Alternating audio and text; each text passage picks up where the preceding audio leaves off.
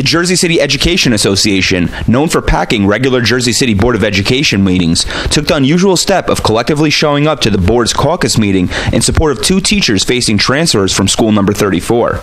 The two teachers, Alexis Allen Penn and Patricia Jacobs, face the possibility of being transferred to separate schools depending on whether the board votes to approve the proposed transfers by the district. The district's actions follow undisclosed altercations between the two teachers, who claimed in public statements at the caucus meeting that administrators in the school were instigating. Bamboozled and led astray. I am Alexis Allen Penn, and I stand here once again to tell you my story of how I taught at 34 for going on 10 years now.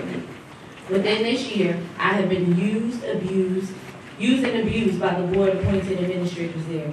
I have found out in the past few days that I was only a piece in a twisted plan to attack the few union members left in our building. Wow.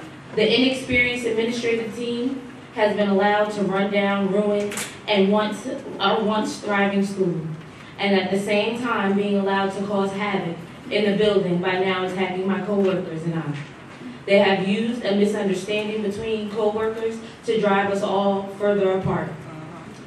They send spies around to board meetings and all throughout our building to dig up information on staff, including tonight, as they sent the assistant principal to see who's here to speak up.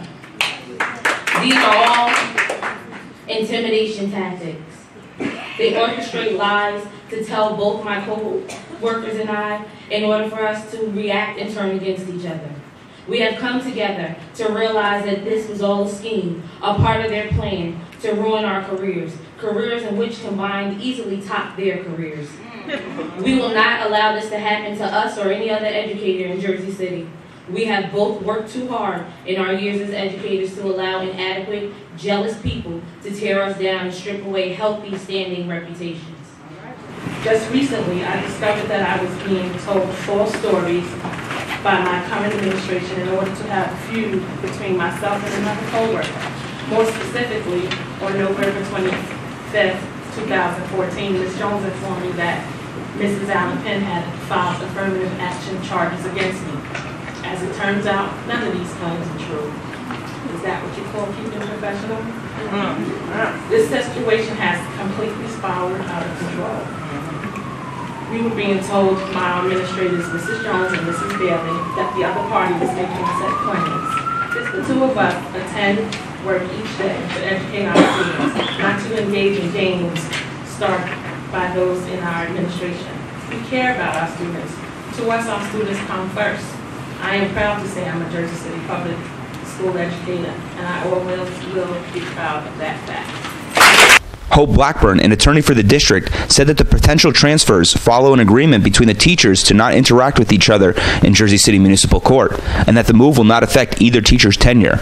One of the things that was in your board packet on Friday was a copy of a municipal court mediation pilot program, mediation agreement that was entered into between Alexis Allen Penn and Patricia Jacobs. Now, ordinarily, as Dr. Lyle said, I would not speak, except both of the teachers have exercised their right to compel board discussion to the extent that it applies to them, and them only, on this particular issue in public. So for that reason, I want to pull the board's attention to the no contact order in which they both agreed on January 15th, 2015, that there would be no contact. It reads, the parties will have no contact in person, by phone, or internet, through third parties or any other means. If the parties meet by accident, they will take positive steps to avoid each other. And this was an agreement that then read, we have read the agreement, we have entered into it voluntarily and without force or coercion, and we understand its terms and conditions. We agree to be bound by this agreement and understand that failure to adhere to it may result in further court action by formal complaint. The district is not taking a position as to any of the allegations between the parties. The district, in fact, did have peer mediation in School 34 last year.